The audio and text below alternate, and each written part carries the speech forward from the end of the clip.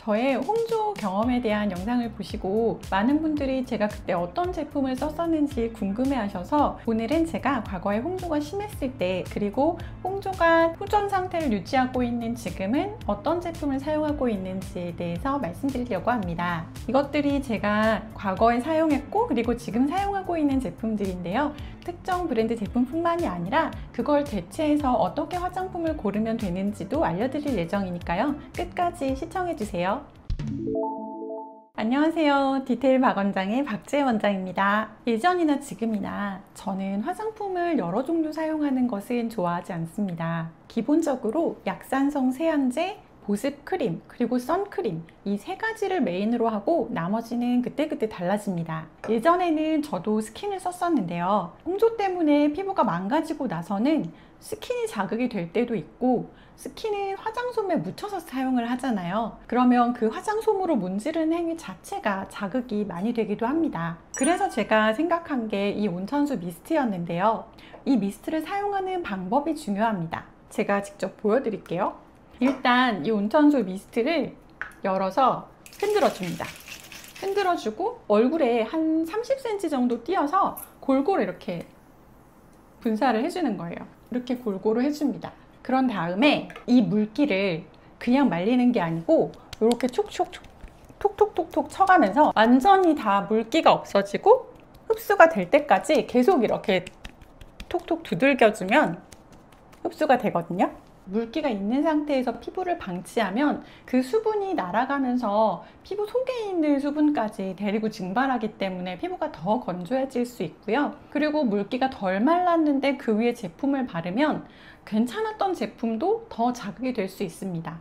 그렇기 때문에 꼭 사용하실 때 물기가 없어질 때까지 두들겨서 사용해 주시는 거 꼭 기억해 주셨으면 좋겠습니다. 근데 온천수도 그냥 어떻게 보면 물이잖아요. 온천수도 물이죠. 물이랑 이 물이랑 뭐가 달라요? 온천 안 좋아하시는구나. 온천을 찾아다니면서 하는 사람으로서 온천수에는 굉장히 미네랄이 많이 들어있어요. 일본에 온천을 가서 하면 온천을 하고 피부 상처가 나았다 이런 말이 있을 정도로 상처 회복에도 도움이 되는 그런 미네랄 같은 성분들이 많이 있거든요. 피부의 항염 효과라든지 진정 효과라든지 이런 게 뛰어나기 때문에 수돗물이랑은 비교하지 말아주세요. 두 번째 단계는 크림입니다. 일반적으로 스킨, 로션, 그리고 크림 이렇게 단계를 밟아서 바르잖아요. 근데 저는 똘똘한 크림 하나면 로션 단계가 필요가 없다고 생각합니다. 제가 홍조는 마이너스의 미학이라고 했잖아요. 내 피부에 도움이 될 것 같은 성분의 제품이 있고 내 피부에 자극이 될 수 있는 가능성을 가진 제품을 빼는 거, 이 두 가지를 비교를 하면 내 피부가 예민한 상태에 있을 때는 빼는 게 훨씬 도움이 될 수 있습니다. 그래서 제가 선택했던 크림은 바이오간츠의 타임리스 크림입니다. 바이오간츠라는 회사는 일반인 분들에게는 굉장히 생소한 브랜드지만 피부과 의사에게는 소노스타일러, 더미오케어, 레비나스 이런 여러 가지 의료기기들을 만드는 회사이기 때문에 굉장히 익숙합니다. 독일 회사인데요. 얘가 좀 고가예요. 얘가 몇 ml지? 50ml인가? 50ml에 15만 원 정도거든요. 제가 제 돈 주고 사는 화장품 중에 가장 비싼 화장품 중에 하나입니다. 이 타임리스 크림의 주성분은 겨우살이 추출물입니다. 겨우살이 추출물은 항암 효과, 항염 효과, 항산화 효과가 매우 뛰어난 성분으로 알려져 있어요. 그래서 독일에서는 옛날부터 약용 재료로 사용되었다고 합니다. 이 제품은요, 제형이 약간 특이해요. 이렇게 해서 바르면 좀 꾸덕한 편이거든요. 엄청 뻑뻑한 것 같지만 계속 문질러서 바르면 굉장히 흡수가 잘 돼요. 그래서 끈적임이 별로 없고 촉촉함만 남아서 저는 굉장히 좋더라고요. 그래서 이게 너무 고가라 지금 피부가 좀 괜찮아진 다음에는 잘 쓰고 있지는 않지만 겨울에 홍조가 심해지니까 찬바람이 불기 시작하면 일단 이걸 한 통 사서 바릅니다. 그러면 그동안 겨울을 잘 날 수 있는 것 같아요. 그러면 막 크림치고 막 그렇게 기름지거나 이러지는 않은가 봐요, 이게. 제가 지성이라서 기름진 걸 엄청 싫어하고 그 번들거리는 걸 못 참거든요. 그래서 저는 발림성을 엄청 중요시해요. 그래서 기름기가 남아있지 않은 제품? 지금도 이거 보면은 별로 번들거리지 않잖아요. 아까 그 엄청 꾸덕한 거 치고는 거의 연고 수준으로 꾸덕했는데 지금 번들거리는 게 전혀 없죠. 근데 엄청 촉촉해요. 그리고 세 번째는 선크림입니다. 굉장히 유명한 제품이죠. 라로슈포제의 유비데아입니다. 저는 이 제품을 출시됐을 때부터 썼어요. 그래서 한 20년 쓴 것 같아요. 지금도 쓰고 있는데 유비데아는 아시아인을 타깃으로 만든 거기 때문에 피부톤도 아시아인에 굉장히 잘 맞고요. 그리고 이것도 발림성이 굉장히 좋아요. 번들거리지 않고 촉촉함만 남는 피부 색깔에 굉장히 잘, 그래서 선크림은 요거를 메인으로 쓰고 있고 뭐 기타 다른 제품 테스트들을 할 때 다른 제품도 쓰고 있지만 어쨌든 20년째 제 화장대 위에 있는 아이입니다. 사실 이 제품이 나올 적에 틴티드 모이스처라이저라는 제품들이 유행을 했었어요. 그게 뭐냐면 색깔이 있는 보습제인데 자외선 차단제 기능을 가지고 있는 그런 제품이 굉장히 유행하던 시절에 이게 나왔는데 이 모이스처라이징 기능이 굉장히 좋아서 요거는 네, 저의 가장 오래된 템입니다. 그리고 이게 가격이 비싸지가 않고 올리브영에서 세일을 하거나 면세점에서 굉장히 싸게 살 수 있습니다.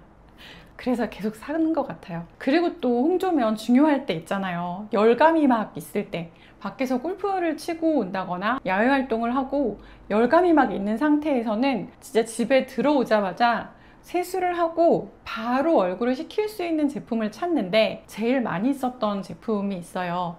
그게 뭐냐면 이거는 없어요. 있었는데 얼마 전에 화장대 청소하면서 버려버렸는데 이건 너무 고가기 때문에 요새 사용하지 않아서 여기 이렇게 띄워주세요. 스킨스티컬즈의 피토 코렉티브 마스크였습니다. 요새는 올리브영에 피부 온도 떨어뜨린다는 제품들이 굉장히 많이 나와 있어요. 근데 그때는 그런 제품들이 거의 없었어요.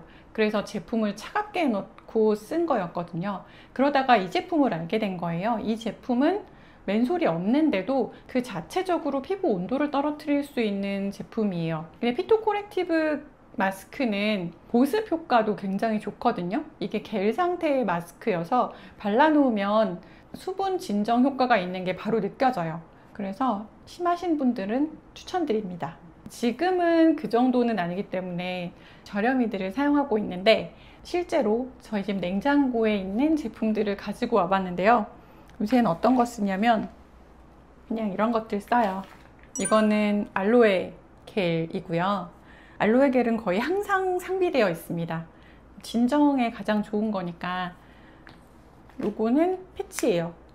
요거는 네모나게 돼 있어서 필요한 데다 이렇게 붙이면 되는데 그래서 뭐 골프 치고 얼굴이 막 엄청 뜨거울 때 차에서 이거 붙이고 운전하고 와요. 그리고 마스크팩은 이거랑 이거는 이거 두 개가 막 엄청 좋다 이런 거보다 그냥 계속 바꿔서 사거든요. 살 때 기준이 있어요. 대신 부직포 마스크는 피부가 예민할 땐 좀 가렵고 좀 자극이 되거든요. 그래서 부직포 마스크는 쓰지 않고요. 가능하면 하이드로겔 마스크거나 미백이라거나 주름 개선, 탄력 이런 제품 말고요. 수분 진정 이런 쪽으로 고르시면 됩니다. 지금은 어느 정도 호전 상태를 유지 중이기 때문에 지금도 스킨과 로션을 쓰지 않는 건 여전하고요. 아무래도 노화가 진행되고 있기 때문에 앰플을 좀 추가해서 사용하고 있는데요. 이것도 제 화장대에서 데리고 온 애들인데요. 얘는 보습, 얘는 비타민C, 얘는 주름 개선용. 그렇게 해서 얘는 아침에 바르고요. 비타민C는 아침 저녁 바르고 얘는 저녁에 바르고 그렇게 사용을 하고 있는데요. 이거는 저분자 히알루론산이거든요. 일단 용량이 크기 때문에 그냥 펑펑 쓰는 용으로 사용하고 있습니다. 그리고 비타민C는 아침 저녁 사용하고 있는데요. 비타민C를 아침에 바를 때 진짜 중요한 게 있어요. 선크림을 꼭 바르셔야 됩니다. 비타민C를 바르고 선크림을 안 바르면 오히려 더 피부에 자극이 되고 나빠져요. 그래서 내가 선크림을 낮에 바르지 않을 거면 그냥 비타민C는 낮에 안 바르시는 게 좋아요. 그리고 이거는 스킨스티컬즈의 PT옥스, 요즘 저의 최애 제품입니다. 주름 개선용 제품인데 아세틸엑사펩타이드 8이라는 바르는 보톡스 성분이 들어가 있고요. 그거 외에도 나이아신아마이드, 아데노신, PHA 자극이 없이 기능성 역할을 하는 성분들이 많이 들어가 있어서 네, 제가 좋아하는 제품입니다. 이제 히알루론산 앰플이 종류가 엄청 많잖아요. 네. 거기서도 좀 고르는 팁이 있을까요? 일단 뭐 요새는 옛날 이게 또 유행인 것 같은데 처음에는 무슨 고분자 저분자 이런 거 개념 없이 그냥 히알루론산 이렇게 나왔다가 히알루론산이 사실 입자가 커서 피부 속으로 들어가기가 힘들어요. 그래서 뭐 그 다음에 나왔던 거는 저분자 히알루론산 조그맣게 해가지고 피부 속에 들어가게 해준다.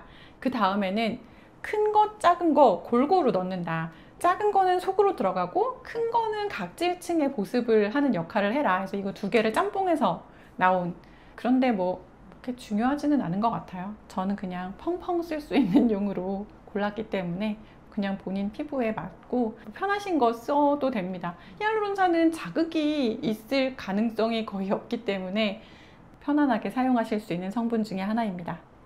그러면은 아까 비타민 제품도 추천을 해주셨잖아요. 네. 근데 비타민도 사실 어떻게 보면 피부에 자극이 될 수 있는 건데 그쵸. 홍조 있는 사람 써도 괜찮은 거예요? 홍조에 자극이 되지 않는 한 최대한 일찍 사용하는 게 저는 좋다고 생각합니다. 왜냐하면 비타민C 자체가 항산화 역할도 하고 자외선으로부터 피부를 보호하는 역할도 하기 때문에 이게 자극이 되지 않는다면 홍조가 있어도 사용하는 게 유리합니다. 그래서 저도 그 옛날에 홍조가 진짜 엄청 심하고 피부가 맨날 따갑고 이랬을 때는 당연히 사용하지 않았고요. 요새는 이제 피부가 괜찮으니까 사용을 하고 있는 중입니다. 주름 개선 효과가 있는 레티놀, 레티날 이런 성분도 발라봤었는데요. 이런 것들은 피부 상태가 항상 안정적이지는 않아서 뭐 언제는 괜찮고 언제는 좀 따갑고 이런 일들이 생겨서 루틴으로 바르지는 않고 가끔씩 사용하고 있습니다. 근데 이렇게 발랐는데 피부가 따갑다. 그러면 바로 씻어버리셔야 돼요. 이거 발랐는데 시간이 지나니까 좀 괜찮아졌네? 이런다고 그냥 놔두면 그게 피부에 지속적으로 남아서 피부를 계속 자극할 수가 있거든요. 그래서 꼭 씻어버리시기를 당부드립니다. 이런 사소한 습관들이 모여서 홍조를 치료할 수 있다는 거 잊지 마세요. 그리고 요즘 크림은 그냥 에스트라 아토베리어 사용하고 있습니다. MD 크림은 기본적으로 창상 피복제라고 써 있거든요. 그게 뭐냐면 상처를 커버하는 역할을 한다. 그러니까 상처에도 쓸 수 있을 만큼 자극이 없고 안정적인 성분이기 때문에 홍조인데 크림을 어떻게 골라야 될지 모르겠다. 그러면 MD 크림 중에서 고르는 게 사실은 제일 안전합니다. 저희 그 홍조가 좀 댓글이 많이 달렸잖아요. 네. 근데 보면 저 무슨 MD 크림 쓰는데 안 맞아요, 뭐 쓰는데 가려워요 이런 댓글도 많던데 MD도 안 맞다, 가렵다 하면 네. 어떻게 해야 돼요?